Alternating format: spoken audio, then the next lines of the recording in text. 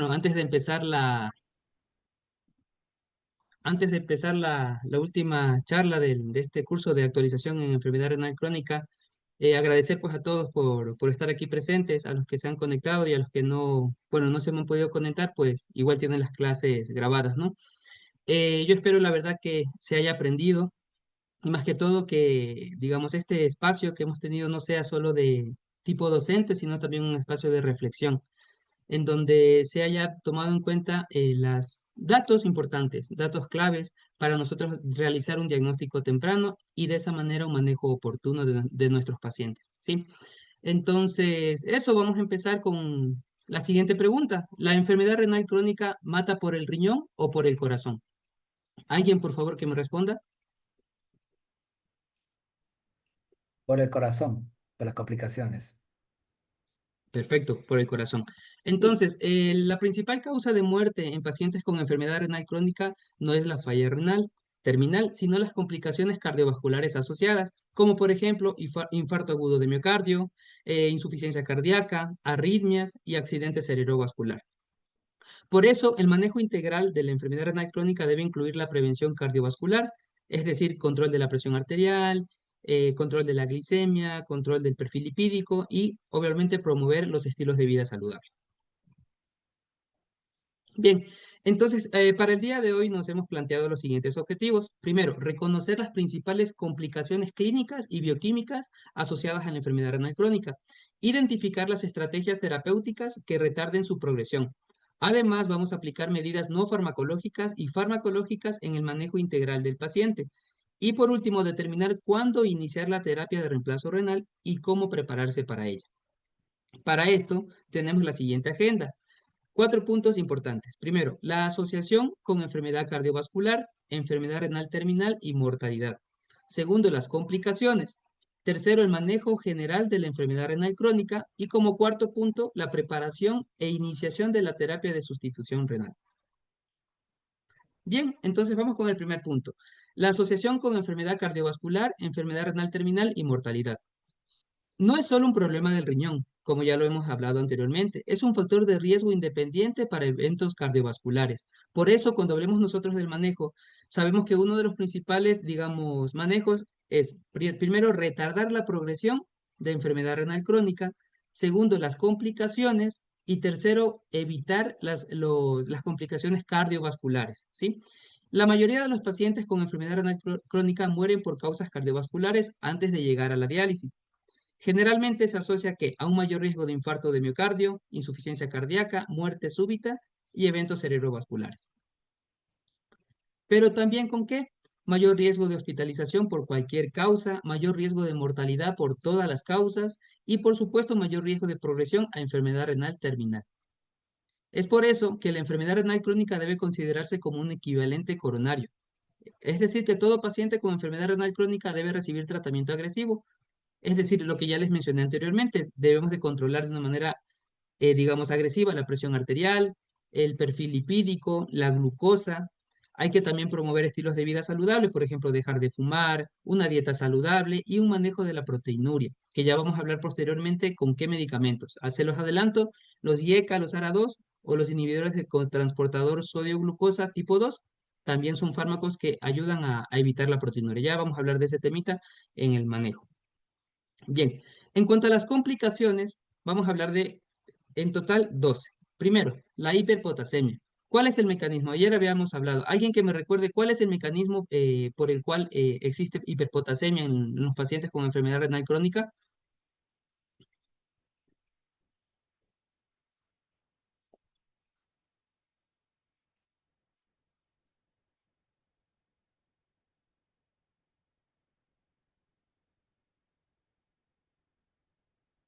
Bien, el mecanismo por el cual existe una hiperpotasemia es por la disminución en la excreción renal de potasio. ¿Pero por qué? Porque hay una alteración a nivel de los receptores. ¿Se acuerdan que habían las famosas células intercaladas y células principales que están principalmente en el túbulo contorneado distal?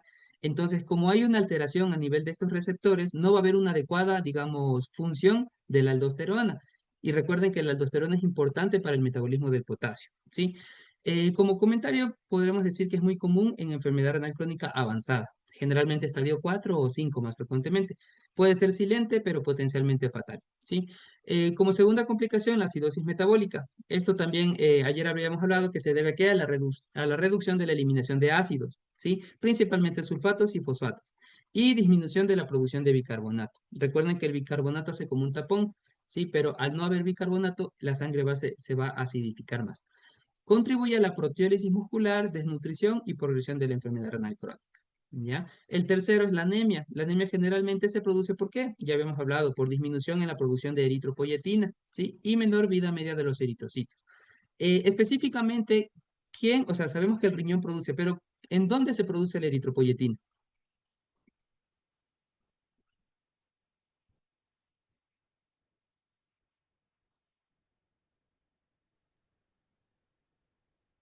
¿Recuerdan? ¿En ¿Alguien que me responda? en la médula ósea?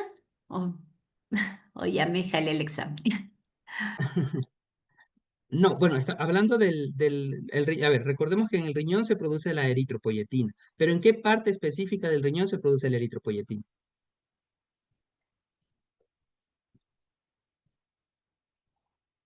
Hay unas células que se llaman las células intersticiales peritubulares, ¿sí? Entonces, esas células son las que producen eritropoyetina. Y entonces, obviamente, pues la eritropoyetina actúa en la médula ósea de los huesos para la formación de los glóbulos rojos, ¿sí? Como comentario, pues suele ser normocítica, normocrómica, sí, eso es muy importante también saber identificar, o mejor dicho, analizar una biometría hemática, porque no es lo mismo una anemia normocítica, normocrómica que una anemia microcítica hipocrómica, por ejemplo, ¿verdad? Entonces, hay que saber identificar para así también hacer un diagnóstico diferencial. Comienza a ser significativa cuando la tasa de filtrado glomerular es menor de 30 ml minuto. Entonces, por ejemplo, tenemos un paciente en la consulta, vemos que tiene de pronto anemia, y bueno, nos puede guiar, ¿no? Un paciente con anemia, que sospechamos una enfermedad renal crónica, podemos decir, bueno, este paciente de pronto está en un estadio ya más avanzado, de grado 4 o grado 5. Trastornos óseos y minerales. Generalmente, y esto se debe a la alteración del eje fósforo, calcio, PTH, vitamina D. ¿Sí? Ayer había hablado también de este temita. Recuérdenme en dónde sucede este metabolismo. ¿En qué parte del riñón?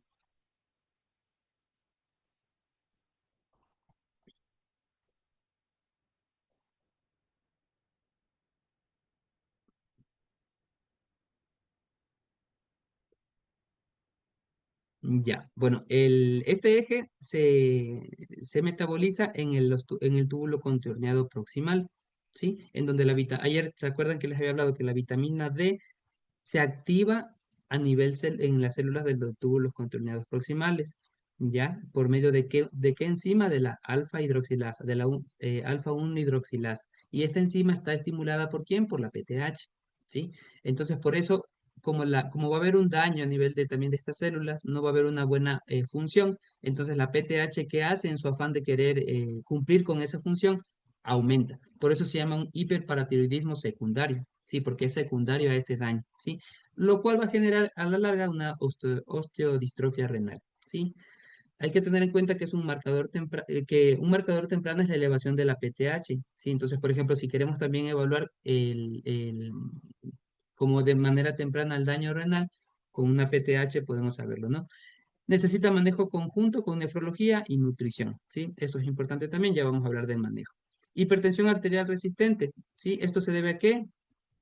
A que hay retención de sodio y hay activación del sistema renina, angiotensina, aldosterona. Está presente en el 80-85% de los pacientes. Es decir, la mayoría de los pacientes que van a tener enfermedad renal crónica, no digo todos, pero la mayoría van a tener hipertensión arterial y resistente. Controlarla ayuda a frenar la progresión, ¿sí? Obviamente el buen control de la presión va a ayudar a evitar que avance la enfermedad, porque recordemos que ¿qué pasaba con los glomérulos si la presión arterial está alta? Hay un aumento de la presión intraglomerular y esto aumenta más la proteinuria. Y si hay más proteinuria, hay mayor daño renal, ¿sí? Sexta complicación, por ejemplo, la sobrecarga de volumen y edema. Esto se debe generalmente a una incapacidad para eliminar el exceso de sodio y agua, ¿sí? Ayer, por ejemplo, me habían hecho la pregunta que por qué había hiponatremia en los pacientes con enfermedad renal crónica. Uno de los mecanismos es porque no puede, digamos, o mejor dicho, no puede reabsorber bien el sodio, pero la principal causa de la hiponatremia es porque el riñón no tiene la capacidad dilucional que normalmente la tiene, es decir, no logra eliminar adecuadamente los líquidos. Entonces, ¿qué va a haber? Una retención hídrica. Y si hay una retención hídrica, hay una, digamos, el sodio se diluye y por eso se llama una hiponatremia dilucional. Esa es la principal causa, ¿sí? Puede llevar a insuficiencia cardíaca o inclusive edema pulmonar en casos más avanzados. Dislipidemia, ¿por qué? Porque hay aumento de triglicéridos, LDL y disfunción en el metabolismo de las lipoproteínas. El perfil lipídico es aterogénico, ¿ya? Eso es muy importante, aunque el colesterol total puede estar normal. Nosotros por eso siempre tenemos que, cuando valoramos el perfil lipídico, no nos debemos de guiar solo por el colesterol total, porque, por ejemplo, hay pacientes que tienen colesterol total, digamos, entre comillas, normal, pero el perfil lipídico LDL elevado. Entonces, si nosotros nos guiamos solo por el colesterol total, es como que no, realmente no es una buena manera de valorar al paciente. Debemos de valorar con el LDL y el HDL. Alteraciones neurológicas, ya habíamos hablado ayer, por acumulación de toxinas, que puede generar encefalopatía urémica, neuropatía periférica e inclusive el síndrome de piernas inquietas. Su aparición debe ser una indicación para iniciar diálisis, ¿sí? Claro, habíamos hablado también dentro de los criterios de diálisis, habíamos hablado de esto de la encefalopatía urémica. Trastornos inmunológicos, ¿por qué? Por disfunción del sistema inmune. Recuerden que las toxinas urémicas causaban una disfunción de los linfocitos B, los linfocitos T, de los macrófagos y de los neutrófilos. Entonces, si no hay una correcta función de estas células de defensa, el paciente va a tener mayor riesgo de ¿qué? De infecciones. Hay también un riesgo aumentado de infecciones respiratorias, urinarias y sepsis. Hay que tener en cuenta que si es un paciente, por ejemplo, que ya tenga una enfermedad renal crónica, no sea adulto mayor, con diabetes, hipertensión, es decir, un paciente inmunosuprimido, tener en cuenta las vacunas, ¿no? La influencia, la influenza, el neumococo y la hepatitis B. Disfunción sexual y menstrual. Esto, ayer también habíamos hablado que las toxinas urémicas y la acidosis metabólica que causa una alteración del eje hipotálamo hipófiso gonadal, ¿sí? Entonces vamos a tener una de las principales, por ejemplo, en hombres puede haber ginecomastia, que ayer justamente les había mencionado, en mujeres que puede haber amenorrea, ¿sí? Inclusive puede existir también disfunción eréctil en el hombre y pérdida de la libido. Desnutrición y caquexia, ¿por qué? Porque vamos a tener anorexia, o sea, es decir, pérdida de apetito, la propia acidosis metabólica va a generar también pérdida de apetito, pérdida de peso. La inflamación crónica, recordemos que un paciente con enfermedad renal crónica es un paciente inflamado. Es decir, que en la sangre de ese paciente va a haber citocinas proinflamatorias. Y ustedes saben que las citocinas proinflamatorias en sangre pueden causar una alteración de múltiples órganos. Uno de los principales es la resistencia a la insulina, ¿sí? Restricción dietética estricta. Hay que evaluar periódicamente la albúmina, peso y masa muscular. Sangrado urémico. ¿Esto por qué se debe? Por la disfunción plaquetaria. Esto por las toxinas urémicas, que va a causar un tiempo de sangrado prolongado. Y esto es importante porque, por ejemplo, un paciente que tengamos con un antecedente de una úlcera gástrica, y que también ahorita tengamos el diagnóstico de enfermedad renal crónica, este paciente obviamente va a tener un riesgo súper alto de tener un ensangrado digestivo, ¿sí? Importante considerar antes de procedimientos invasivos y se puede corregir con desmopresina o con diálisis. Bien, entonces cualquier preguntita pueden hacerla y yo les respondo, ¿no? No hay ningún problema. Entonces, pasamos al siguiente punto, el manejo general de la enfermedad renal crónica. Hay que tener en cuenta que el manejo general se basa en un manejo integral, interdisciplinario y adaptado al estadio y comorbilidades del paciente. Entonces, ¿qué quiere decir esto? Que no hay un único medicamento que la cure. Realmente la enfermedad renal crónica no tiene cura, ¿sí? El tratamiento requiere de una combinación de medidas tanto farmacológicas como no farmacológicas. Dentro de las medidas no farmacológicas es importante los cambios en el estilo de vida, seguimiento continuo y participación activa del paciente. Recuerden, compañeros, que en toda enfermedad, sobre todo las enfermedades crónicas, ¿sí? Las medidas no farmacológicas son importantísimas, de hecho son la base del tratamiento. ya sea pacientes con hipertensión, pacientes con diabetes, con EPOC, pacientes con cualquier tipo de enfermedad crónica, el manejo no farmacológico es fundamental, ¿ya? ¿Por qué? Porque, por ejemplo, podemos tener pacientes con diabetes que le mandamos el mejor tratamiento, o sea, el mejor tratamiento, pero el paciente, ¿qué hace? No come adecuadamente, fuma, no se cuida, no hace actividad física. Entonces no sirve de nada el medicamento si no hay un manejo no farmacológico adecuado. Esto también es muy importante, no solo para la enfermedad renal crónica, sino para patologías en general crónicas. Bien, entonces como dato clave, la enfermedad renal crónica es asintomática en etapas iniciales, como ya se ha mencionado anteriormente, lo que retrasa su diagnóstico y manejo oportuno. Por eso, ayer habíamos hablado de los factores de riesgo y en quién debemos de hacer un tamizaje, ¿sí? Recordemos que no todo el mundo vamos a hacer el tamizaje, ¿verdad? Sino vamos a hacer tamizaje a personas que tengan factores de riesgo. Que por cierto, bueno, quisiera saber qué factores de riesgo consideramos para hacer el tamizaje.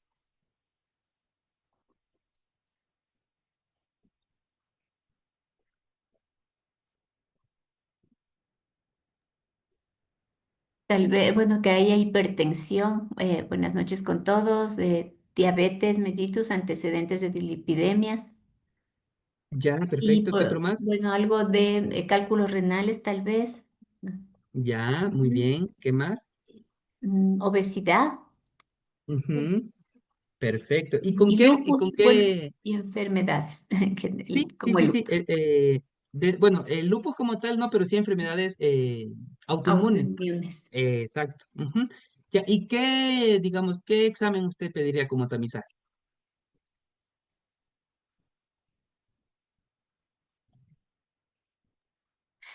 Bueno, yo soy nutrióloga, pero de lo que he estado, bueno, aquí en la charla hablaban del examen de la, bueno, proteinuria y del ACR, de la relación creatinina-albúmina, albúmina-creatinina. Exacto. Entonces, bueno, recuerde que en el cuadrito que les mostré, bueno, creo que fue en la segunda, ayer, el día de ayer, hablamos que en sí la proteinuria se la puede estudiar de diferentes maneras, como proteinuria de 24 horas, con la tira reactiva, la relación proteína-creatinina, la relación albúmina-creatinina. ¿Y qué habíamos dicho? Que la mejor para nosotros poder hacer el estudio es la relación albúmina-creatinina, como lo acaba de decir. Perfecto. ¿Y qué otro método, aparte de ese, podemos utilizar y debemos utilizar para realizar el tamizaje? ¿Qué otro examen?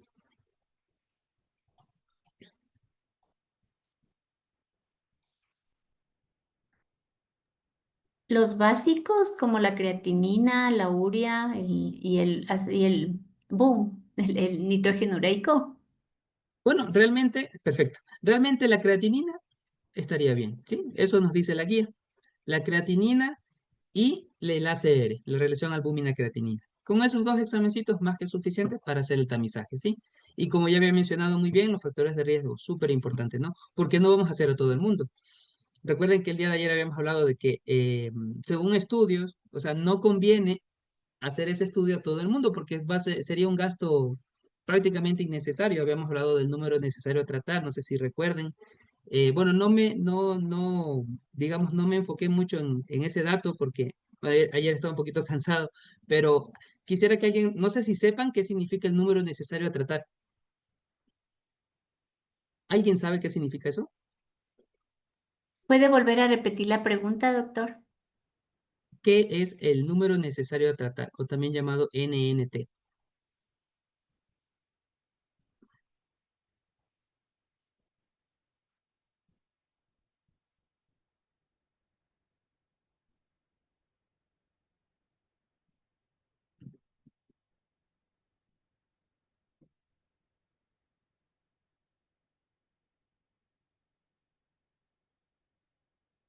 Bueno, no importa, pero lo importante aquí es saber que ese es un dato bioestadístico, ¿sí?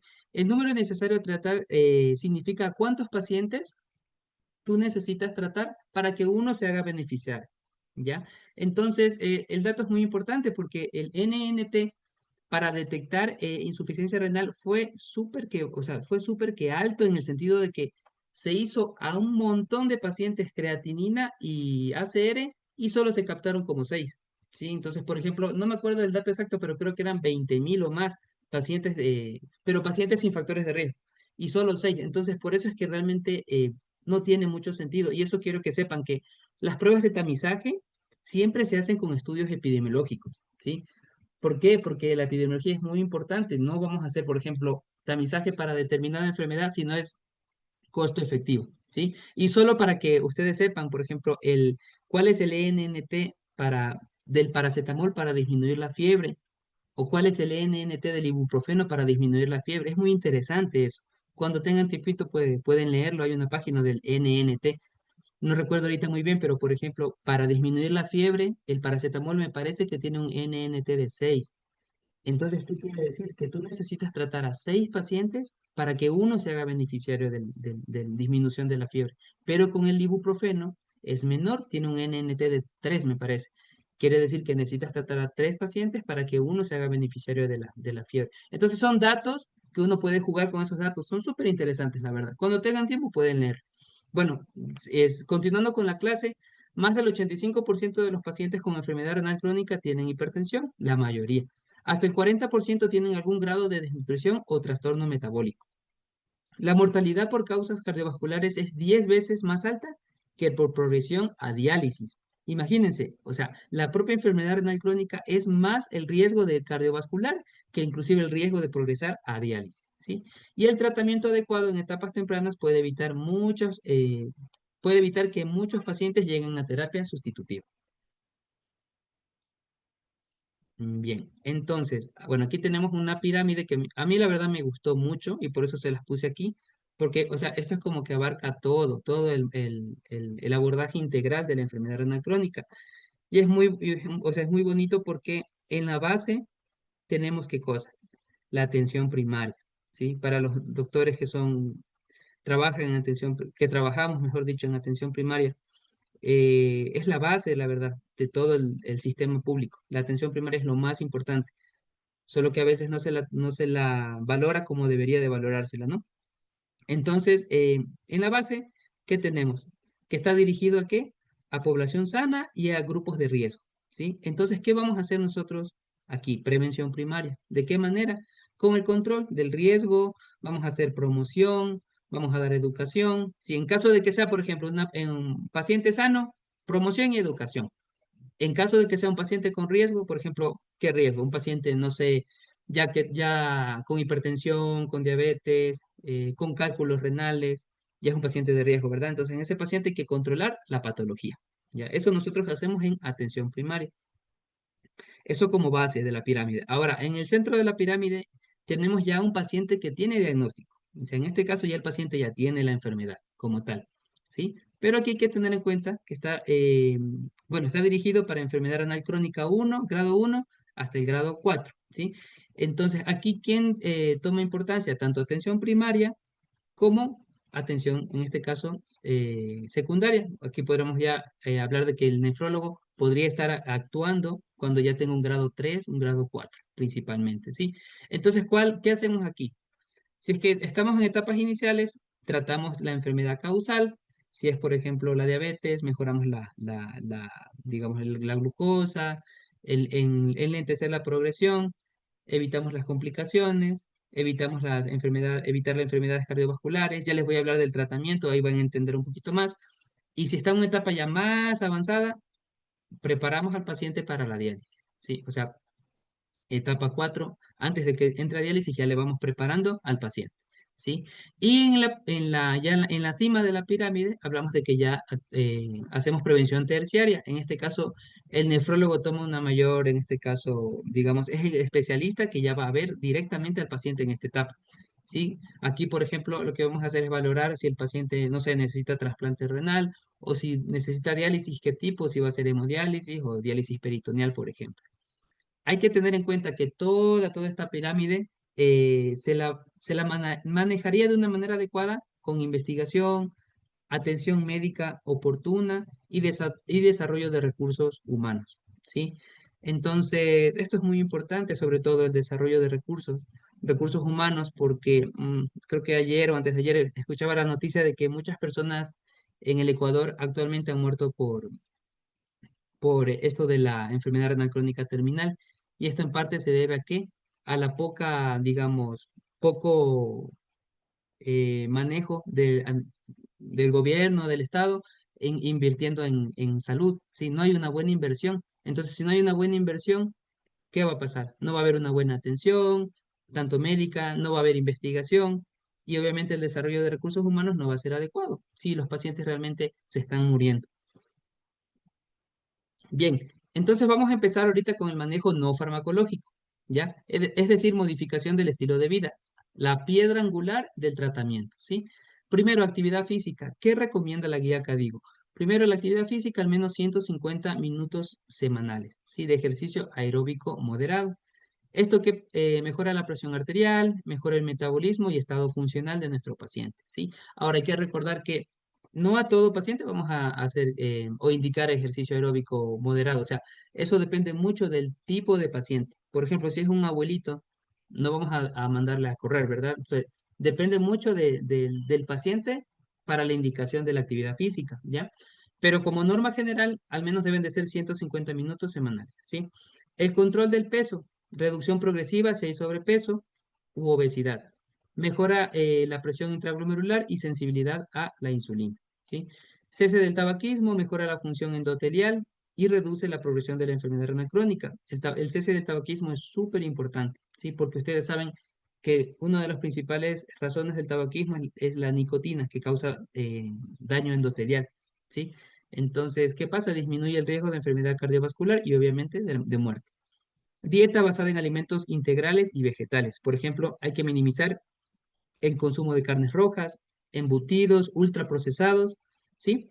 Y aumentar el consumo de frutas y verduras. Pero aquí hay un detalle, que como el paciente con enfermedad renal crónica puede acumular cantidades altas de potasio, hay que saber identificar qué frutas, digamos, pueden tener mucho potasio, ¿ya? ¿Alguien me puede decir, aquí que hay nutricionistas, qué frutas, por ejemplo, tienen mucho potasio y deberían de evitarse? O por lo menos que consuman en poca cantidad. Bueno, básicamente el banano y en todas sus presentaciones. Puede ser, bueno, el kiwi que no es tanto, pero el mango también, la chirimoya y los cítricos. Entonces, sí, y de ahí de fósforo, igual es otro tanto de alimentos que se debe restringir o hacer dializado. Ya, muy bien, perfecto. Entonces, siguiente punto, restricción específica según el estadio de comorbilidades. Por ejemplo, el sodio, disminuir a menos de 2 gramos al día, el control del potasio, como ya hablamos, fósforo, proteínas y líquidos, ¿sí?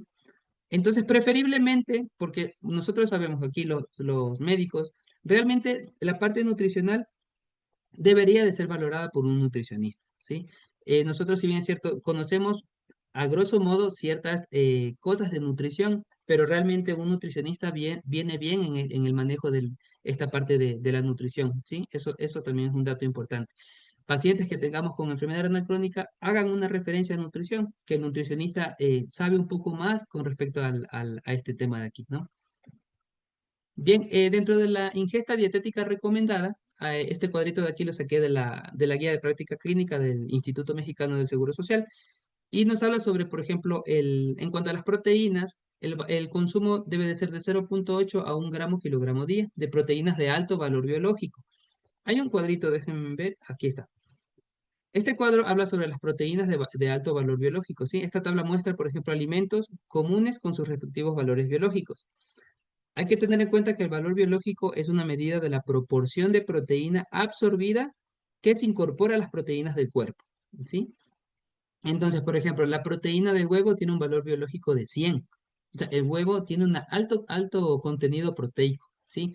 Frijol en grano, 96. Frijol de soya, 96. La leche humana, 95. Leche de vaca, 90. El queso, 84. Arroz integral, 83. El pollo, 79. Pescado, 76. La carne de res, 74. Tofu, 72. ¿Alguien sabe qué es tofu? ¿Algún nutricionista?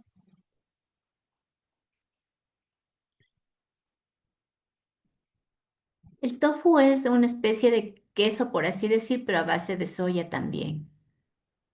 Ya, muy bien. Arroz pulido 64, maíz 60, frijoles bayos 49, harina blanca 41, ¿sí? Entonces, dentro de la energía, o sea, las calorías, lo que se recomienda es mayor o igual a 35 kilocalorías kilogramo día. Hay que tener en cuenta que si el peso corporal es mayor del 120% de lo normal, o si el paciente es mayor de 60 años de edad, se puede prescribir una cantidad menor, ¿sí? Por eso les digo, o sea, esto depende mucho del paciente. Y siempre es bueno que un nutricionista también sea el que valore al paciente. Grasa en porcentaje de ingesta energética total de 30 a 40. Cociente de ácidos grasos de 1 a 1, ¿sí? Carbohidratos, balance de calorías no proteicas, es decir, las calorías que exclusivamente van a ser del carbohidrato. La fibra total en gramos día de 20 a 25. Dentro de los minerales, el rango de ingesta va a ser la siguiente. Por ejemplo, si hablamos del sodio, en miligramos día, menos de 2000, ¿sí? ¿Eso qué quiere decir en la práctica diaria? ¿Qué quiere decir menos de 2000? ¿Cuánto será? En sal, hablando en sal, en gramos.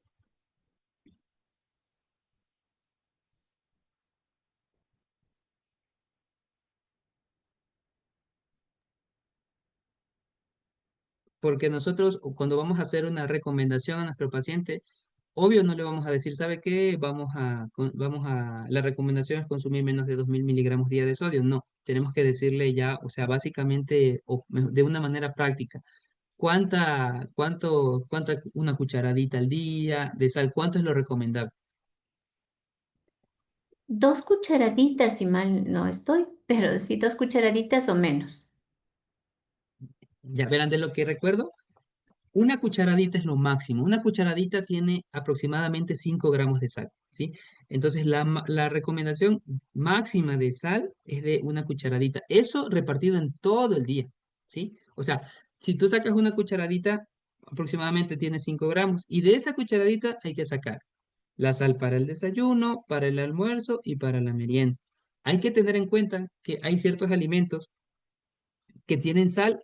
Si nosotros, por ejemplo, vemos en la parte de atrás el informe nutricional, y eso es muy importante hacerlo, ¿sí? Vemos cuánto contenido de sodio tiene. Por ejemplo, la salsa de tomate. ¿Cuánto contenido? No sé si han visto, si son curiosos, han visto cuánto contenido de sodio tiene la salsa de tomate.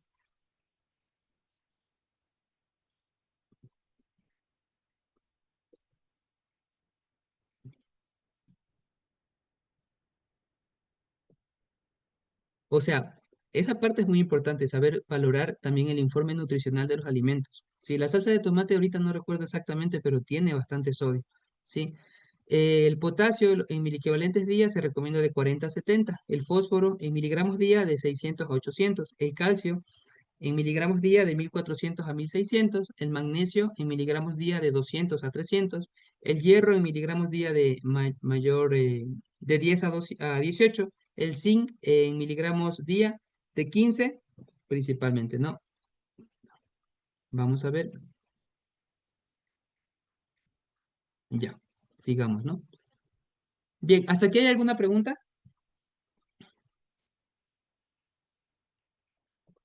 Bueno, más que pregunta, doctor, o igual el doctor nefrólogo donde yo colaboraba en un centro de diálisis, lo que decía es, qué pena que los nefrólogos, claro, se hayan o se queden para ya no poder salvar a un riñón, sino cuando ya en hemodiálisis, cuando ya no hay nada que hacer. Entonces, en ese sentido, lo que usted decía es la prevención. Entonces, claro, tanto médicos como igual sin nutrición, ya me llega alguien que está con algún parámetro aumentado y tiene factores de riesgo, enseguida mandar a que se haga o vaya a medicina interna o a la primaria, como usted mencionaba, para que de ahí vaya avanzando en su proceso y se pueda identificar si ya está con alguna falla renal. Sí, de hecho, y por eso justamente está la pirámide que les mostré que me parecía muy interesante, porque la base de la pirámide es la atención primaria, ¿sí? Aquí es donde realmente nosotros deberíamos de actuar, ¿sí? Porque ya cuando el riñón está dañado, o sea, prácticamente un riñón ya en etapa terminal es un riñón que prácticamente ya no hay nada que hacer, simplemente hacer el cuidado a base de la diálisis o del trasplante. Pero si nosotros actuamos a nivel de la base, es decir, población sana o grupos de riesgo, vamos a poder tener un paciente con una mejor calidad de vida.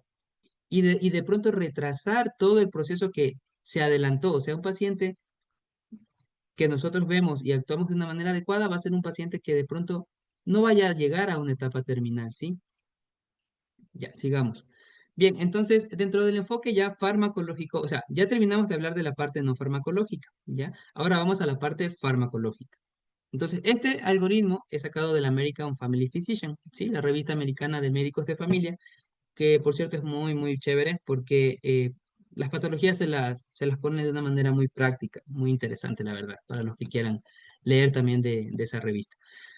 Bien, entonces tenemos, si un paciente tiene enfermedad renal crónica, o sea, si tenemos ya un paciente con enfermedad renal crónica que se define como una tasa de filtrado menos de 60 o una relación albúmina-creatinina mayor o igual a 30, por lo menos mayor o igual a 3 meses, ¿qué recomendamos? Primero que nada, empezar con medicamentos como los IECA o ARA2 si es hipertenso o si tiene una relación albúmina-creatinina mayor o igual a 30. Es decir, que si tenemos un paciente ya diagnosticado con enfermedad renal crónica en cualquiera de sus grados y es hipertenso, ¿cuál va a ser el fármaco que nosotros vayamos a recomendar como primera elección? Aquí los médicos quiero que me respondan, por favor. Losartán. Ya, dentro de los ARA2, perfecto. ¿Qué otro medicamento está, en este caso, sería de primera elección en un paciente como el que les estoy diciendo?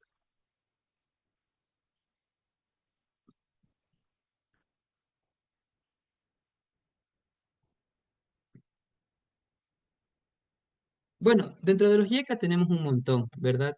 Principalmente el más común que utilizamos en el Ministerio de Salud Pública es el enalapril, ¿sí? Y dentro de los ARA2, principalmente, como dice la doctora, el losartán, aunque hay un montón, el vasartán, el telmisartán, todos los que terminan en tan, pero ¿a qué quiero llegar? A que nosotros por lo menos en el Ministerio tenemos enalapril como IECA o como ARA2 tenemos el losartán, ¿sí? Sigamos. Empezamos un inhibidor del SGLT2 si tenemos un paciente con tasa de filtrado mayor o igual a 20, ¿ya? Tenemos una relación albúmina-creatinina mayor o igual a 200 o falla cardíaca. ¿Sí? Hay un estudio muy interesante del New England Journal of Medicine que nos concluye que los pacientes que utilizan un inhibidor del SGLT2 tienen un menor riesgo de qué? De daño cardíaco, un menor riesgo de hospitalización. Entonces, es súper importante porque este medicamento inclusive se lo está ocupando antes de el paciente tener ya daño, por ejemplo, daño cardíaco. Inclusive se lo considera también un diurético y sirve mucho en insuficiencia cardíaca. Entonces, es un medicamento, la verdad, muy interesante. Ya les voy a mostrar un poquito más porque ya vamos a hablar más de cada uno de estos, digamos, medicamentos. ¿Sí? ¿Cuándo empezamos estatinas? Las estatinas se inician si tenemos un paciente mayor o igual a 50 años, ¿sí? Es decir, tenemos un paciente con enfermedad renal crónica y tiene mayor o igual a 50 años de edad, ya deberíamos de utilizar una estatina. O si el paciente está entre 18 a 49 años de edad y que tenga cualquiera de los siguientes diagnósticos, por ejemplo, diabetes, alguna enfermedad cardiovascular, que tenga un antecedente de un evento cerebrovascular o que tenga sí, un resultado de la calculadora de riesgo cardiovascular mayor al 10%, ¿sí? Entonces, en esas condiciones también se debería ya iniciar un estatín. Ahora nos hacemos la pregunta, ¿nuestro paciente tiene o no tiene diabetes? Si nuestro paciente no tiene diabetes, bueno, continuamos con la monitorización normal.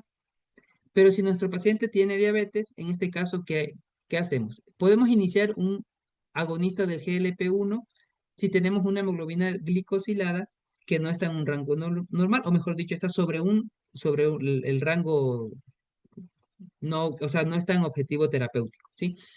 Iniciamos un antagonista del receptor del mineralocorticoide si tenemos una relación albúmina-creatinina mayor o igual a 30 o una tasa de filtrado glomerular mayor o igual a 25. Entonces, vamos a hablar, bien, aquí tenemos el enfoque farmacológico en cuanto al mapa de calor.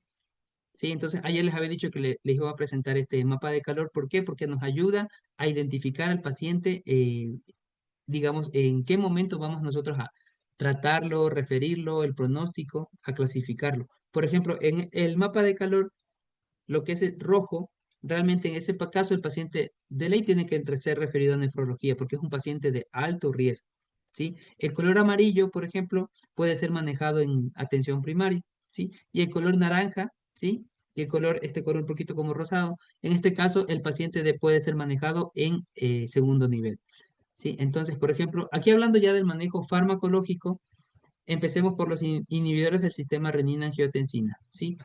Por ejemplo, los beneficios renales y cardiovasculares comprobados. Primero, ¿qué fármacos se incluyen aquí?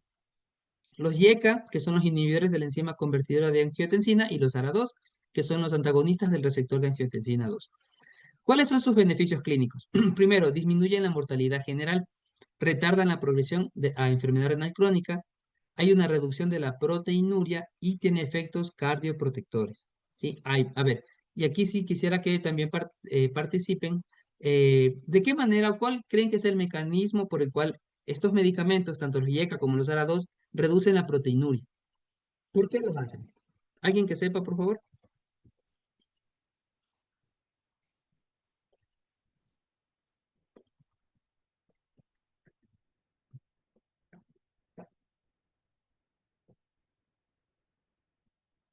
Disminuye la presión a nivel de los glomérulos. Eso, exacto, perfecto. ¿Y cómo lo hace? Bueno, si nosotros recordamos la angiotensina 2, en fisiología se habla de que la angiotensina 2, ¿qué causa? Vasoconstricción de la arteriola eferente, ¿sí? Entonces, si nosotros inhibimos, porque es un inhibidor a la final, ¿qué va a pasar? Va a haber menos angiotensina, no va a haber vasoconstricción y de esa manera va a disminuir la presión intraglomerular. Y al disminuir la presión intraglomerular va a haber menor presión de filtración y por ende va a haber menor proteinuria. Sí, ese es un mecanismo. Muy bien. Otro mecanismo, ¿cuál sería? Verán, hay estudios de que hablan de que los YECA y los ARA2 protegen a los podocitos. ¿Se acuerdan en la primera clase que hablábamos que los podocitos actúan como un sedazo, son como pies, sí que digamos envuelven a los glomérulos? Entonces, estos podocitos se dañan a la larga cuando hay, digamos, factores de riesgo, como la diabetes, por ejemplo. Pero ¿qué pasa? Que los IECA y ARA2 los protegen, ¿sí? Además de eso, de que son protectores de los podocitos, también regulan o evitan el daño de las membranas basales, ¿sí? Glomerulares. Entonces también con ese mecanismo de acción evitan la proteinuria. Otro mecanismo de acción, ¿cuál sería? Por ejemplo, disminuyen la producción ¿de qué? De factor de crecimiento transformante beta y de endotelina 1, ¿sí? Entonces, también actúan como antifibróticos, ¿sí? Y antiinflamatorios. Entonces, realmente son muy buenos. Si tenemos, por ejemplo, pacientes también con diabetes y con daño renal, démosles un IECA, démosles enalapril, démosles losartán, porque aparte de que le estamos bajando la presión arterial, en el caso de un hipertenso, estamos protegiendo el riñón, ¿sí? ¿Cuál es la meta de presión arterial recomendada según la guía CADIGO 2024? Es una presión arterial sistólica menos de 120 en pacientes con enfermedad renal crónica e hipertensión arterial. Hay que tener en cuenta que hay que ajustar las metas si hay riesgo de hipotensión, caídas o fragilidad. Por ejemplo, ¿en qué pacientes, compañeros? ¿Qué pacientes tienen riesgo de hipotensión, de caídas o de fragilidad? Adultos mayores, Doc. Adultos mayores. Y Ya, muy bien. sarcopénicos adicional. Ya, perfecto. Sí, entonces por eso es que nosotros en medicina nunca Desnutrido, podemos ser etcétera. no podemos ser tan objetivos y decir, no, a todo mundo le vamos a bajar a menos de 120. O sea, tenemos que identificar al paciente, saber ante qué paciente estamos. A un abuelito no le podemos bajar tanto la presión porque pues, se puede hipotensar, puede caerse y una caída en un adulto mayor es súper grave, ¿no? O fragilidad, ya. Bien, entonces este es el estudio de donde sale que el uso de los beneficios de los YECA en enfermedad renal crónica avanzada sin diálisis. Este estudio fue un metaanálisis, fue publicado en el año 2020, cuya población fueron los pacientes con enfermedad renal crónica en estadios de 3 a 5, que no hayan estado en diálisis. ¿Cuáles fueron los hallazgos principales? Los inhibidores de la enzima convertidora de angiotensina reducen significativamente el riesgo de progresión a enfermedad renal terminal. También disminuyen los eventos cardiovasculares mayores y la mortalidad por cualquier causa. Entonces, estos se consolidan como tratamiento de primera línea en pacientes con enfermedad renal crónica no dialítica, con o sin diabetes. ¿Ya? La conclusión es que los IECA ofrecen beneficios renales y cardiovasculares comprobados, y su uso debe ser prioritario en el manejo de la enfermedad renal crónica avanzada antes de la necesidad de diálisis. ¿Sí? Recuerden entonces, los IECA, los ARA2, enalapril, los sartán son nefroprotectores. ¿Sí? Bien, vamos entonces con... Bien, entonces dentro de los inhibidores del sistema renina-angiotensina-aldosterona hay que tener algo en cuenta. Uno de los principales efectos adversos es el manejo o mejor dicho, la hiperpotasemia, ¿sí? Que puede ser leve a moderada. Ahora hay que tener en cuenta que ya no se recomiendan suspenderlos automáticamente, sino que hay unas medidas sugeridas, ya que nos recomienda la guía CADIGO. Por ejemplo, reducir la ingesta dietética de potasio, retirar medicamentos que sean hipercalemiantes, también añadir diuréticos o nuevos quelantes de potasio. O sea, nosotros si tenemos un paciente, por eso es que es importante también valorar el potasio en estos pacientes, porque debemos de ver si es que de pronto tiene una hiperpotasemia.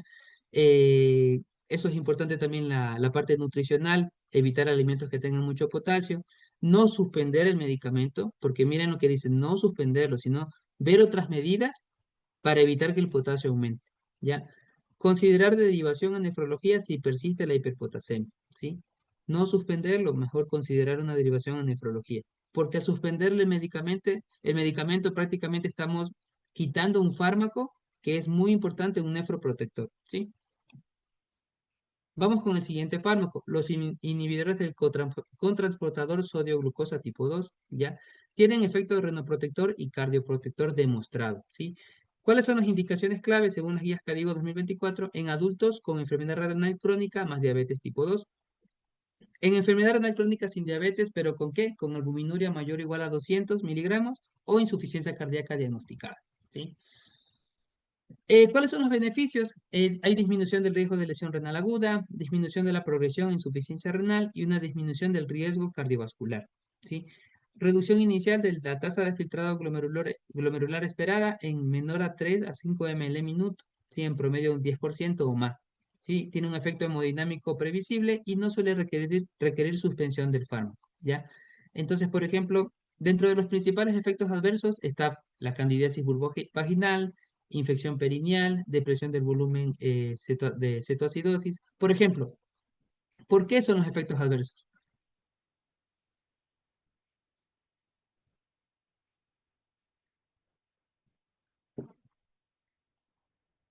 ¿Alguien sabe por qué son los efectos adversos de los inhibidores del cotransportador sodio-glucosa tipo 2?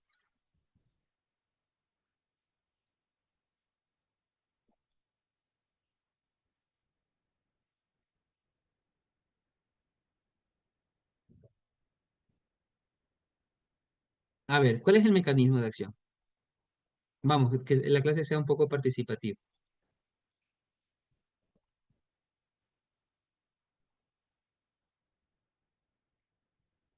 Verán, el mecanismo de acción principalmente es a nivel del túbulo contorneado proximal. ¿Qué sucede? Que estos medicamentos, ¿qué van a hacer? Van a inhibir la absorción de sodio y glucosa en el túbulo contorneado proximal. Entonces, al inhibir la reabsorción, va a quedar tanto sodio como glucosa en el lumen del túbulo, ¿sí? Entonces, al quedar el sodio y la glucosa luminal, va a haber, ¿qué pasa cuando hay glucosa o sodio? ¿Qué atrae? Agua, ¿sí? Entonces, por eso también es considerado un diurético, porque por medio de la orina se va a eliminar tanto sodio como glucosa. Va a haber, en pocas va a haber glucosuria. ¿Y qué pasa si hay glucosuria? Hay aumento de la glucosa en la orina, obviamente, y si hay aumento de glucosa en la orina, a las bacterias les gusta mucho la glucosa. Una de las principales bacterias que les encanta la glucosa es la Escherichia coli. Por eso también aumenta el riesgo de ¿qué? De infecciones, infecciones de vías urinarias, ¿sí?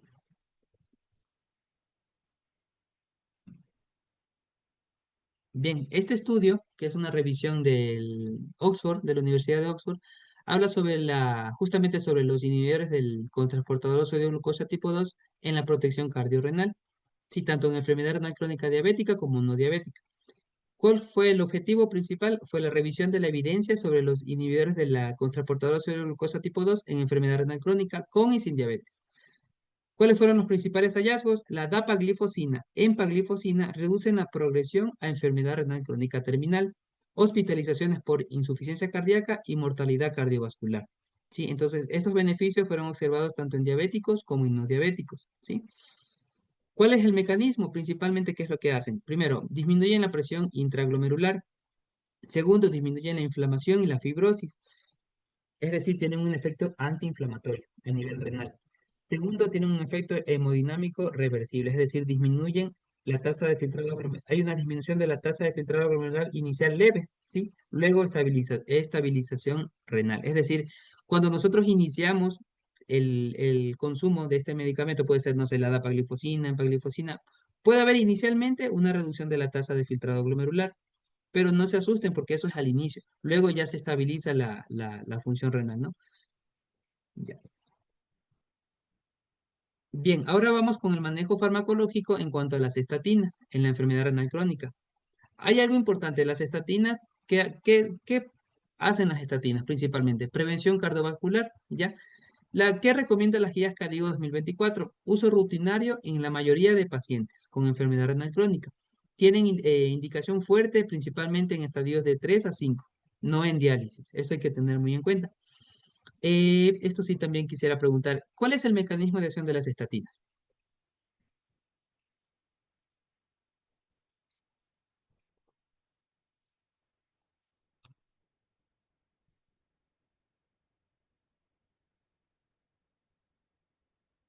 ¿Por qué? O sea, ¿por qué las estatinas se consideran protectores cardiovasculares a los médicos?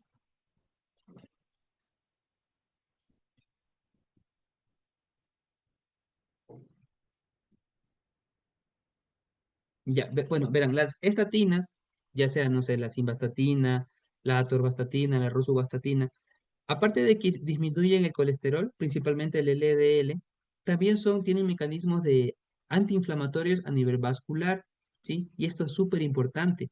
¿Por qué? Porque si tenemos un paciente con enfermedad renal crónica, que por cierto es un paciente con inflamado, recuerden que les dije que un paciente que tenga ya la enfermedad renal crónica es un paciente inflamado que tiene inflamación. Estas estatinas, ¿qué hacen? Reducen la inflamación a nivel vascular.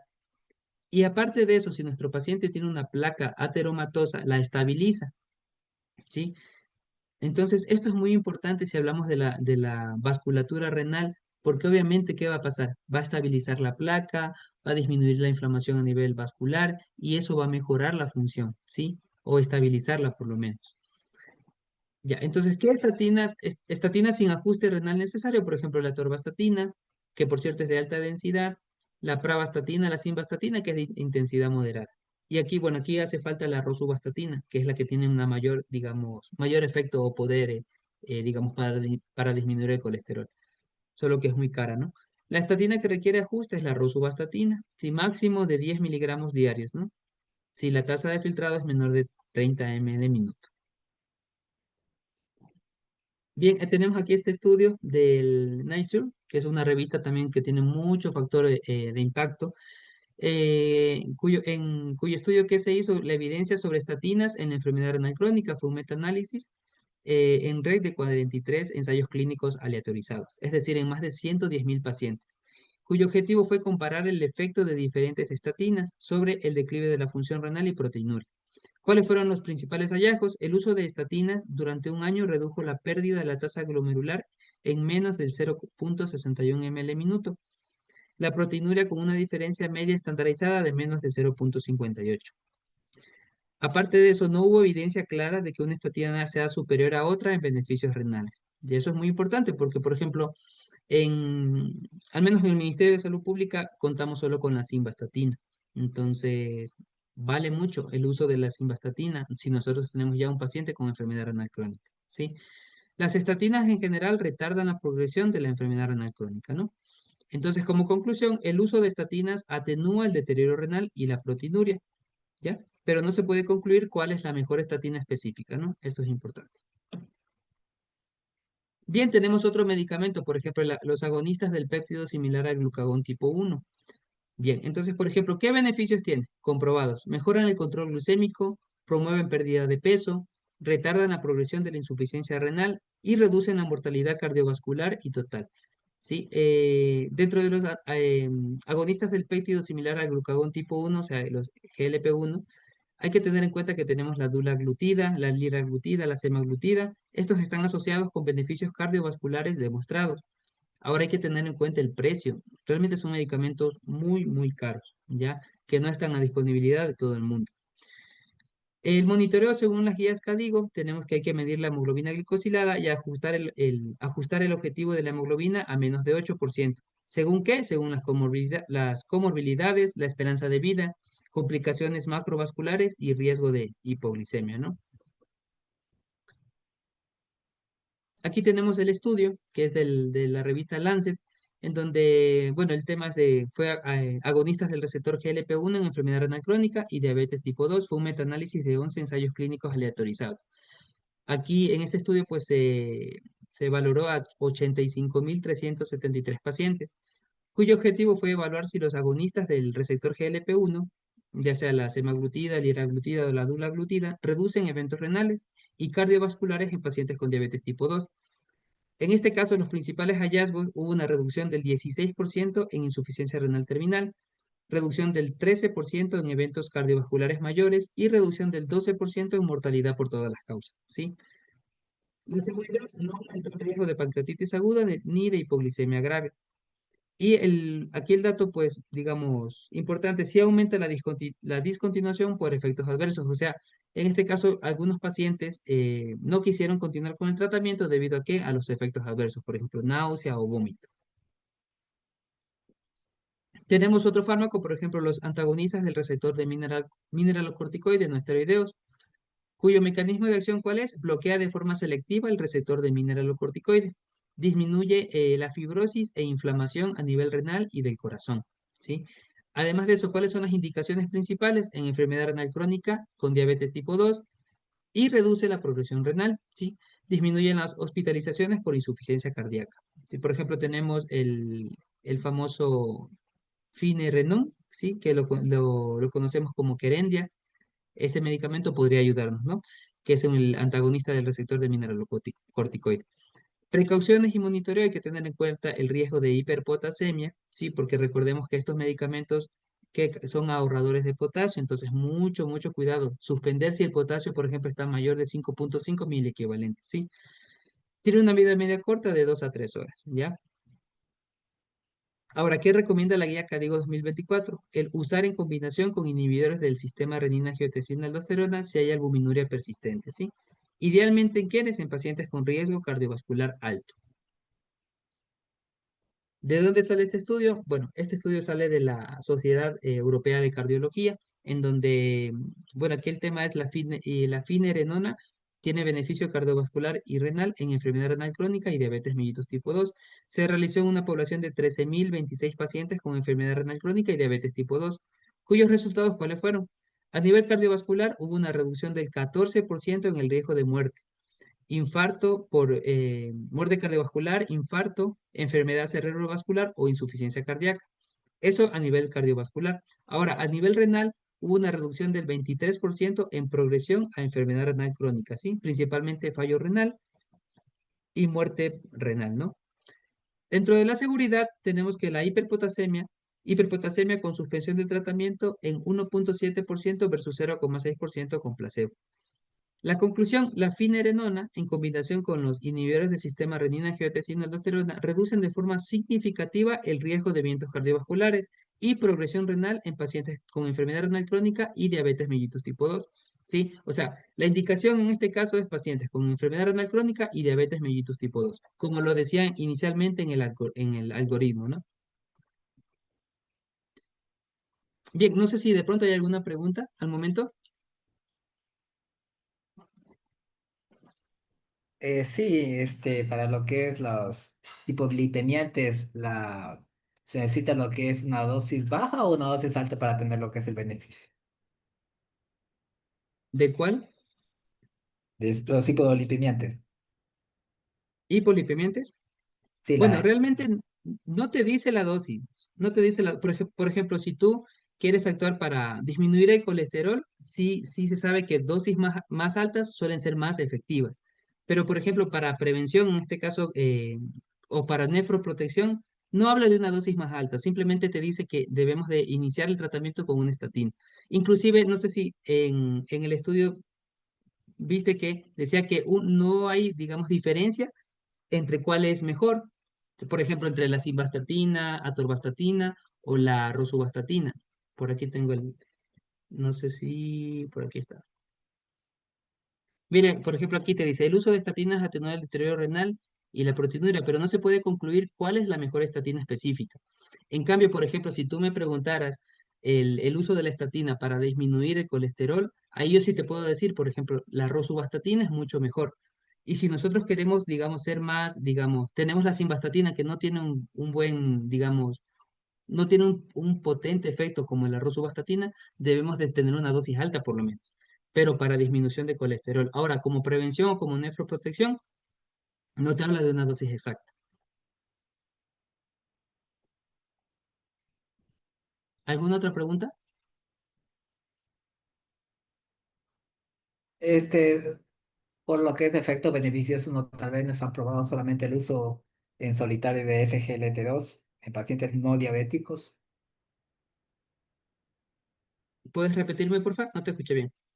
Los SGLT2 usados de ¿Ya? manera aislada para coger y pacientes no diabéticos para nefroprotector, no hay evidencia de algo. Claro, los inhibidores del SGLT2, o sea, los inhibidores del SGLT2 sirven mucho, inclusive en pacientes con insuficiencia cardíaca. Sí, mira, aquí está el algoritmo, por acá está. Mira, aquí, por ejemplo, ¿qué te dice? Los inhibidores del SGLT2 se usan en pacientes con una tasa de filtrado más de 20 ml minuto que tengan una albuminuria, una relación albúmina-creatinina mayor o igual a 200 o que tengan diagnóstico de insuficiencia o falla cardíaca. ¿Sí? ¿Qué quiere decir? O sea, no necesariamente tiene que ser un paciente diabético, ¿sí? O sea, podemos tener un paciente, obviamente, con enfermedad renal crónica y con falla cardíaca, ya podríamos utilizarlo, ¿sí? Porque es, o sea, si bien es cierto, en un inicio se los estudió para tratar la diabetes, pero también tienen efectos beneficiosos tanto para el riñón como para el corazón, ¿sí? Entonces, por eso aquí te dice, inclusive hasta en falla cardíaca ya podemos iniciar el manejo con los inhibidores del SGLT2. No sé si respondí tu pregunta. Sí, muchas gracias. Pero bueno, yo tengo otra pregunta. Lo que es, cuando había lo que es falla renal, lo que es aumenta la hiperinsulinemia, la hiperglicemia y el aumento de la resistencia a la insulina. Está revisando lo que es que en pacientes ya con enfermedad renal se tiene que disminuir un porcentaje del 25% dependiendo de los niveles. Si a pesar de esto existe una resistencia, no me queda claro por qué debemos aumentarle cuando existe una resistencia en diversos grados de patología ya renal. Exacto. Y sabes que eso es muy, muy interesante. Y muy bien que lo dices. ¿Qué pasa? Verán, ¿qué pasa con el riñón? El riñón produce una enzima que se llama insulinasa, ¿sí? Entonces, normalmente el riñón produce la insulinasa. Pero, ¿qué sucede cuando el riñón se ve afectado? ¿Qué pasa con esa insulinasa? No se produce. Entonces, al no producirse esa insulinasa, ¿qué pasa con la insulina? Permanece más tiempo en la sangre. Entonces, y eso es muy interesante porque falsamente, si por ejemplo tú tienes un paciente es diabético y también tiene enfermedad renal crónica, pero digamos tiene una enfermedad crónica un poquito más avanzada, falsamente, falsamente el paciente va a mejorar sus niveles de glucosa, inclusive puede bajar el nivel de glucosa. ¿Pero por qué? Porque el riñón no está produciendo la insulinasa. Entonces no se está degradando la insulina en sangre y la insulina obviamente queda más tiempo y va a causar una hipoglicemia, ¿sí? No sé si queda claro esa partecita, porque esa parte también es muy importante. De hecho, hay un paciente internado ahorita en el hospital, ahorita yo trabajo en el hospital, en la emergencia, bueno, y también pasamos visita en hospitalización, que el paciente ingresó, ¿verdad?, por una diabetes mellitus descompensada, pero al ingreso por la valoración de la creatinina también tiene un daño renal. Entonces el paciente está haciendo hipoglicemia, pese a que ingresó con una diabetes mellitus descompensada, o sea, en este caso, niveles altos de glucosa, Actualmente está haciendo hipoglicemias, pero ¿por qué? En parte tiene que ver mucho por el riñón, porque el riñón no está produciendo insulinasas. Entonces, la insulina que el internista le deja está más tiempo en sangre, entonces falsamente, ¿qué pasa? Está haciendo hipoglicemia, ¿ya? Entonces, por eso la indicación en este caso es suspender la insulina si el paciente hace picos hipoglicémicos, ¿sí? Eso es muy importante, no sé si quedó claro esa parte también. Ok, muchas gracias.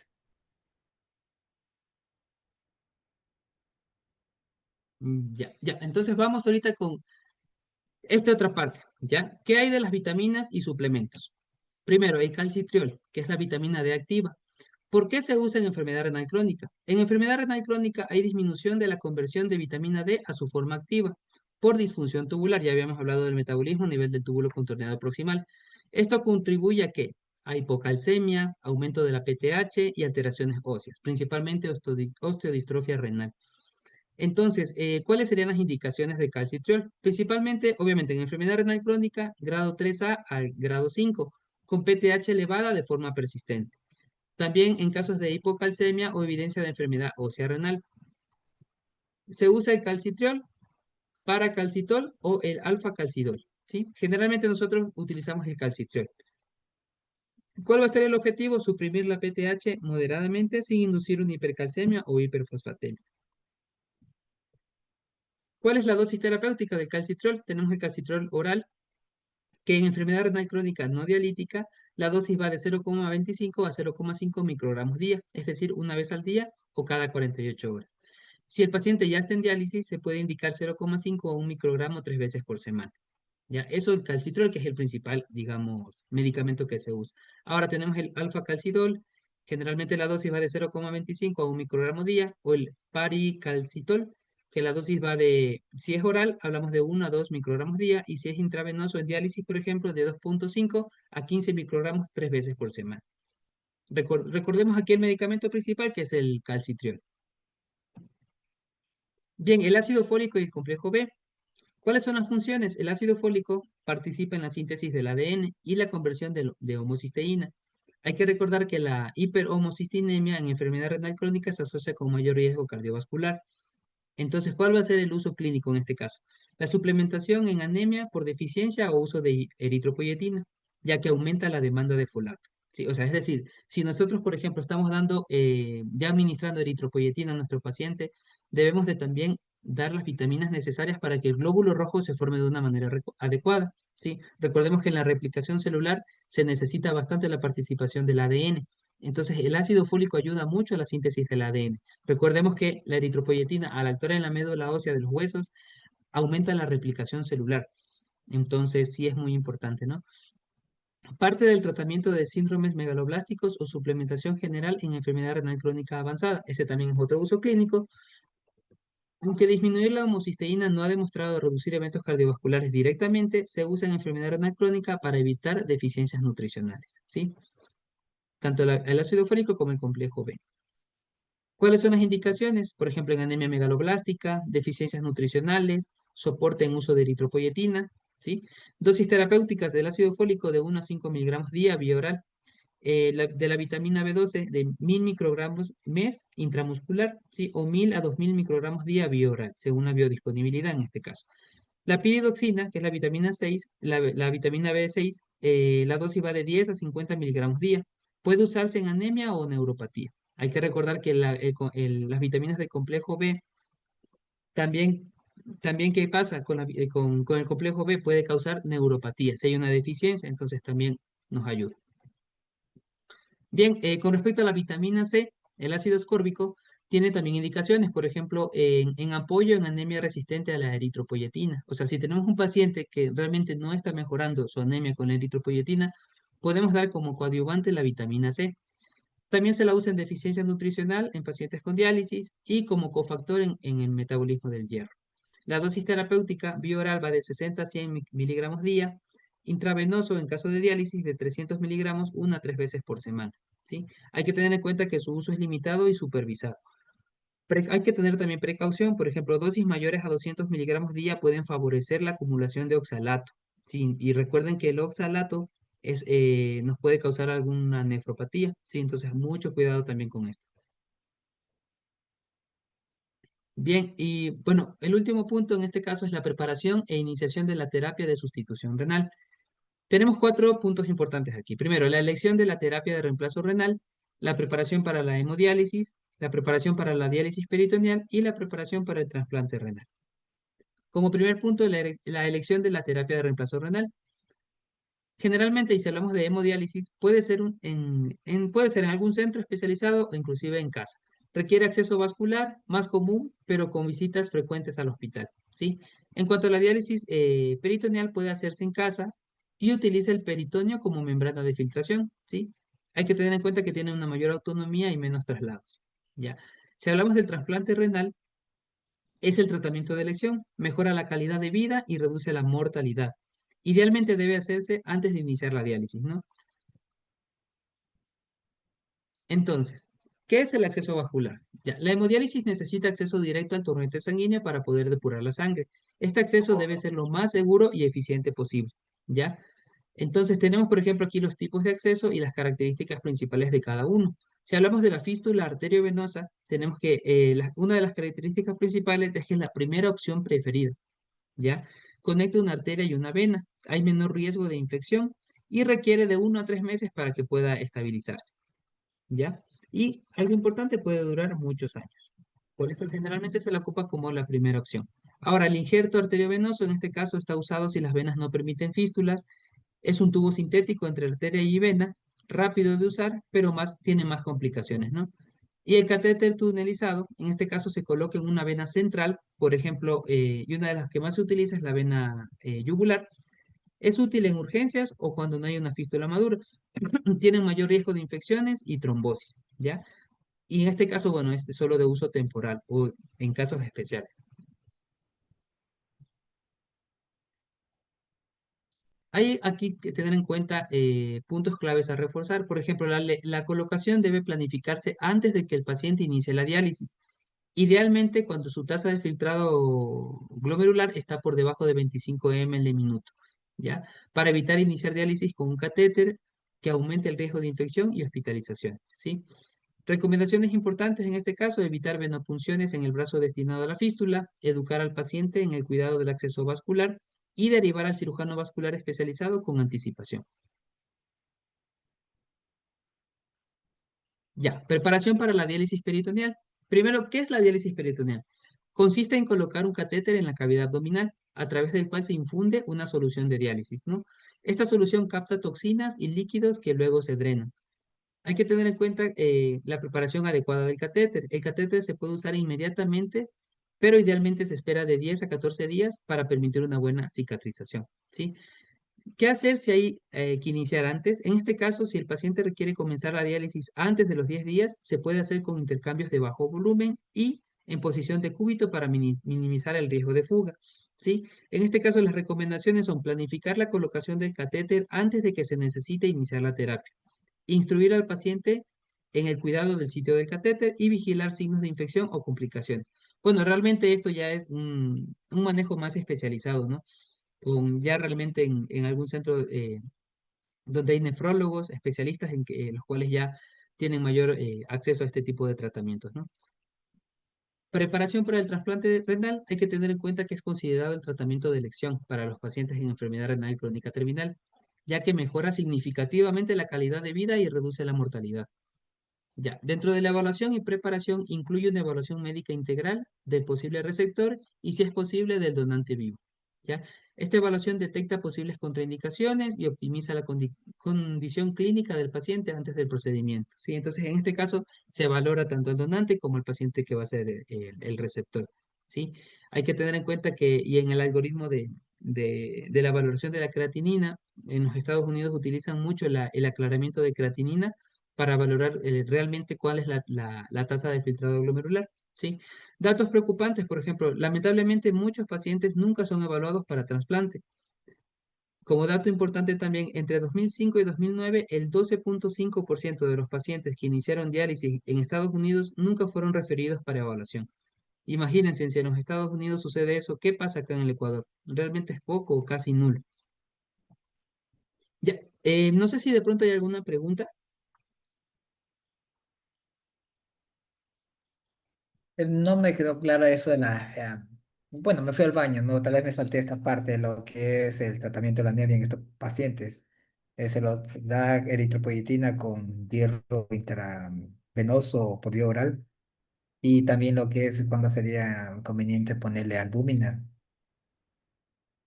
Bueno, realmente el manejo de la eritropoyetina hay diferentes, digamos, dosis terapéuticas. Se la puede utilizar, por ejemplo, 3 veces por semana, ¿sí?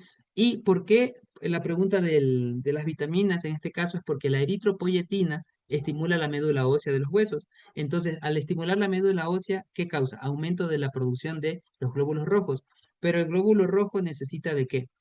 Necesita de vitaminas, ¿para qué? Para que pueda formarse de una manera adecuada. ¿Y cuáles son esas vitaminas? Principalmente el ácido fólico, el complejo B y el hierro, ¿sí? Entonces, necesitamos dar principalmente estas 3 vitaminas para una correcta formación del glóbulo rojo, ¿sí? Bueno, con respecto a la albúmina, realmente no hay, digamos, una indicación en el algoritmo como tal, ¿sí? No sé si de pronto tú tienes algún dato sobre la albúmina que de pronto nos puedas compartir. No, no, no tengo. Ya, muy bien. No sé si tengan alguna otra pregunta.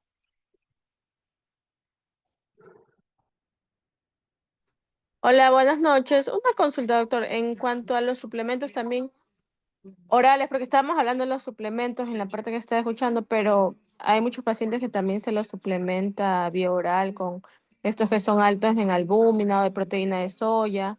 Entonces, ¿qué tan recomendables son, tanto en prediálisis como ya en terapia sustitutiva? Porque existen muchas marcas en el mercado que se llaman bajas en proteínas, que puede ser prediálisis o también ya cuando ya están en hemodiálisis. Claro, bueno, esa parte ya es una parte mucho más específica, ¿no? Aquí en el manejo general, nosotros aquí tenemos, por ejemplo, en este cuadrito, ya les voy a mostrar. Acá tenemos la indicación en enfermedad renal crónica de las proteínas. En general te dice que va de 0,8 a 1 gramo kilogramo día, sí, de proteínas de alto valor biológico. Hay que recordar nosotros que debemos de manejar siempre al paciente digamos, en apoyo con nutrición, ¿sí? Porque los nutricionistas en este caso, bueno, tienen un mayor conocimiento en cuanto al uso de las proteínas, ¿sí? Claro, y si hablamos de prediálisis o diálisis, bueno, eso ya es un tema un poquito más específico. No sé si de pronto estas clases de nutrición, creo que me imagino que han de haber hablado sobre este temita de aquí, ¿no? De lo que me están preguntando. El director debe de saber eso. Sí, doctor. Sí, sí se encuentra dentro de las clases que ya se van a compartir. Entonces, claro, obviamente en esta clase que habla sobre la nutrición, justamente solo de la nutrición en la enfermedad renal crónica, hay un montón de cosas para hablar. O sea, es que lo que sucede es que, por ejemplo, si hablamos de enfermedad renal crónica, la parte nutricional es bastantísimo. O sea, ese tema ya sería un poquito más específico, ¿ya? Ok, gracias. Bien, entonces ahorita vamos a hablar sobre un caso clínico, ¿ya? Vamos a responder, por favor, al siguiente caso clínico sobre el manejo integral de la enfermedad renal crónica. Tenemos a José, paciente adulto de 63 años, que tiene antecedentes de diabetes mellitus tipo 2, de 20 años de evolución. Tiene también antecedentes de hipertensión arterial mal controlada, dislipidemia, creatinina sérica de 2,1, con una tasa de filtrado glomerular estimada de 38 ml minuto, con una albuminuria, una relación albúmina-creatinina de 580, una hemoglobina glicosilada en 8,3% y una medicación actual de enalapril, metformina y simvastatina. Los síntomas actuales del paciente son fatiga, edema leve en miembros inferiores. Entonces, vamos con las preguntas de tipo opción múltiple. Primero, ¿cuál es la clasificación del estadio de la enfermedad renal crónica en este paciente?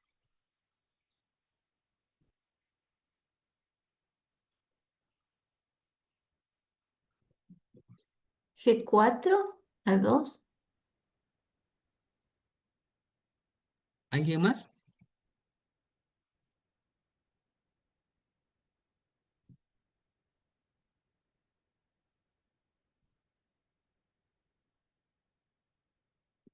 La respuesta es G3B-A3, ¿sí? ¿Por qué mencionó doctora la G4? Por la filtración glomerular de 38. Ajá, por ese parámetro en realidad. Y la Ya, albuminuria también que está bastante aumentada. ya, perfecto. Bueno, la respuesta es la G3B A3, ¿no? El A3 es por la albuminuria, ¿no? Porque es una, como mencionas, una albuminuria muy avanzada. Vamos con la siguiente pregunta. ¿Qué intervención farmacológica adicional es más adecuada para este paciente? En base a lo que ya hablamos del manejo farmacológico.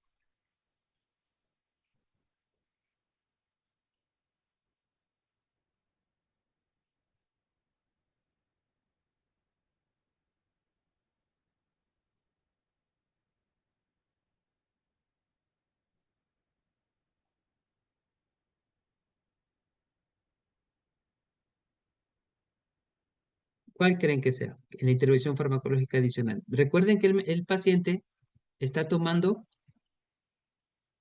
enalapril, metformina y simvastatina.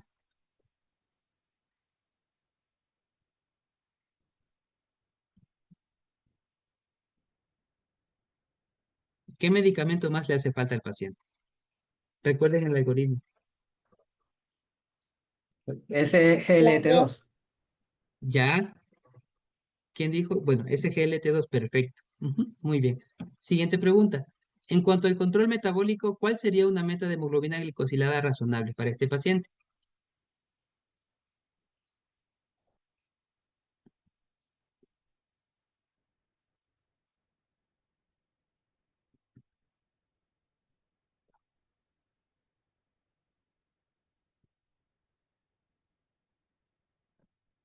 ¿Alguien? Mm, Bueno, no por adivinar, pero bueno, lo ideal es -6%. No sé si para el paciente que ya tiene 20 años de evolución, el 6,5. A ver, recordemos, a ver, ¿cuál es el objetivo terapéutico de la hemoglobina glicosilada en un paciente diabético? En general, ¿qué nos dicen las guías? Menor a 7. Exacto, menor a 7. Pero, ¿qué paciente tenemos en nosotros, al frente de nosotros? Tenemos un paciente de 63 años, diabético, hipertenso, con dislipidemia, ¿ya? Entonces, ¿cuál creen que es el objetivo en este caso? Menor de 8%, ¿sí? ¿Por qué? ¿Por qué creen que debe ser menor de 8 y no menor de De 7? 7 menor a 7. Recordemos que es un paciente prácticamente adulto. Es un paciente que tiene riesgo. ¿Se acuerdan que habíamos hablado de cuál es el riesgo, por ejemplo, de llevar a un paciente a niveles tan estrictos? ¿Qué pasa con un paciente que tiene, por ejemplo, fragilidad? Un paciente adulto mayor, ¿qué pasa con ese paciente? Puede tener mayor riesgo de los efectos adversos, ¿verdad? Entonces, este paciente, si bien es cierto, no es adulto mayor, pero es un paciente frágil, paciente con diabetes, hipertensión, dislipidemia, paciente que tiene 63 años de edad, que si bien es cierto, todavía no llega a una etapa de adulto mayor porque no tiene 65 años, sin embargo es un paciente que tiene múltiples comorbilidades, ¿sí? Un paciente ya de una edad avanzada, menor a 8, ¿no? ¿Cuál de las siguientes complicaciones es más probable en esta etapa de la enfermedad renal crónica?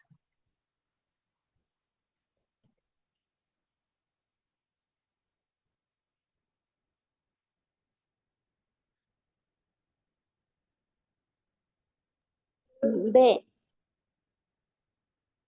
¿Cuál?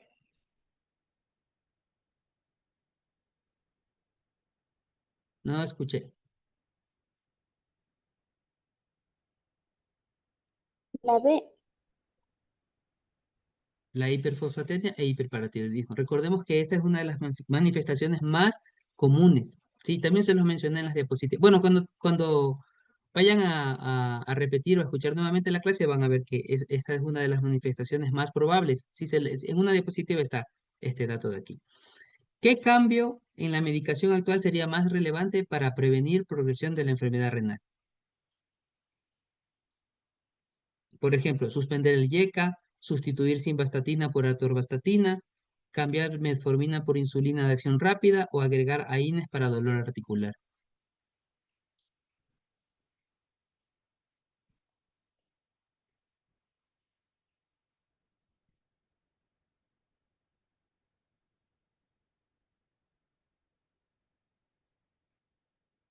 ¿Cuál? ¿Alguien? La A. ¿Suspender YECA? ¿Alguna otra persona? Bueno, realmente esta pregunta no es, está un poco ambivalente. ¿Por qué? Porque según los estudios, ¿qué te dicen los estudios? Que realmente no hay una diferencia entre uno y otro de las estatinas, ¿sí? Sin embargo, es importante el uso de estatinas, ¿no? Esta pregunta tiene un poco de, digamos, no es muy adecuada, ¿no? Tiene ambivalencia en este caso, porque dice que realmente cualquier estatina es buena para evitar la progresión de la enfermedad renal crónica. Bueno, esta se la puede pasar. Bien, entonces, como último punto y un mensaje que les dejo, la enfermedad renal crónica no se enfrenta desde una sola especialidad ni desde una sola consulta. Cada uno de nosotros, tanto médicos, enfermeros, laboratoristas, nutricionistas, promotores de la salud, aporta su granito de arena para poder detectar, educar, tratar y acompañar a quienes viven con enfermedad renal crónica. Porque cuando trabajamos en equipo, el daño renal puede dejar de ser un destino y convertirse en una oportunidad de prevención y de vida. Sí, muchas gracias.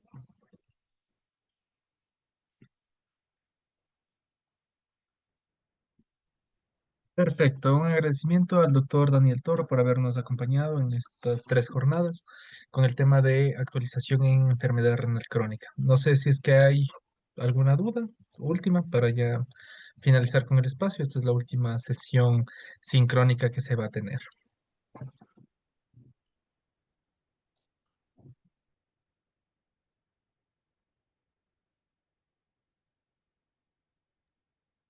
Bueno, creo que no hay ninguna pregunta. Un agradecimiento a todos los participantes, a los que se pudieron contactar, pero conectar en esta jornada. Y bueno, para las personas que no se pudieron conectar, bueno, ya van a poder ver la grabación. Como se había mencionado, ya les vamos a compartir toda la información referente a la parte de las grabaciones del curso de nutrición a las personas que accedieron a lo que es el certificado. ¿Ya? Y también todas las indicaciones de cómo se va a proceder a realizar la evaluación, el link de evaluación, las fechas límites y demás, todo se va a compartir vía grupo de WhatsApp, por favor, para que estén al pendiente. Y cualquier novedad nos la pueden hacer saber mediante ese medio. ¿Sí? Una excelente noche con todos y cualquier cosa estamos a las órdenes. Hasta una próxima vez.